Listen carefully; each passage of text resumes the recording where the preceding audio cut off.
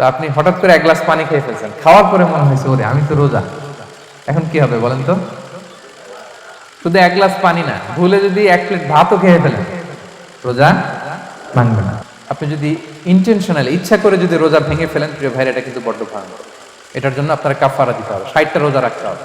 এটা যদি না পারেন 60 জনকে খাওয়াতে হবে। রোজা রেখে ইনজেকশন দেওয়া যাবে কিনা? কিছু কিছু ইনজেকশন দেওয়া যাবে, কিছু কিছু দেওয়া যাবে না। কোনগুলো দেওয়া যাবে না? এনার্জেটিক ইনজেকশন দেওয়া যাবে না।